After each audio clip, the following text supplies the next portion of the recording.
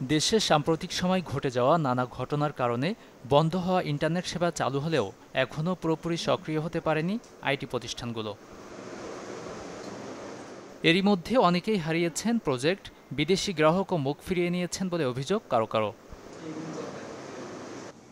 ১৭ বছরের বেশি সময় ধরে সফটওয়্যার ইঞ্জিনিয়ার হিসেবে দেশ বিদেশে সেবা দিচ্ছেন আকিদুল ইসলাম।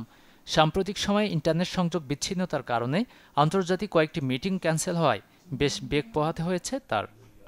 লাস্ট যখন সিচুয়েশন কন্ট্রোলে আসলো, আমি যখন আমার জাপানিজ বসকে জানালাম যে এরকম টোটাল ব্ল্যাক আউট নেট, তো সেই ক্যান্সেলটা অর্ডারটা কিন্তু এখন আমার হ্যাঙ্গিং হয়ে আছে।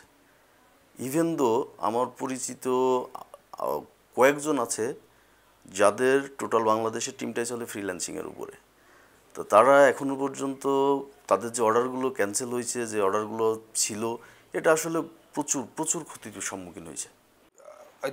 আইটি খাতের উদ্যোক্তারা বলছেন, প্রজেক্ট বাঁচাতে কোনো কোনো প্রতিষ্ঠানের কর্মীরা পাড়ি দিয়েছেন পার্শ্ববর্তী দেশে। যদি এরকম ধীরগতি থাকে তাহলে আসলে আমাদের একটা বিপর্যয় নেমে চলে আসবে, আমাদের পুরো আইটি ইন্ডাস্ট্রিতে একটা বড় বিপর্যয় কাজ করবে।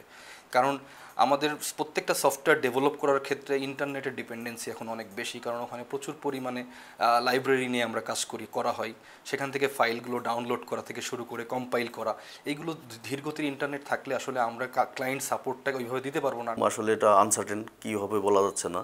তো কী করছে, তাদের পটেনশিয়ালি 2-1 এমপ্লয় যাদের ভিসা ছিল তারা কিন্তু অলরেডি নেপাল, ইন্ডিয়া চলে গেছে, ওইখান থেকে তারা সাপোর্ট কন্টিনিউ করতেছে।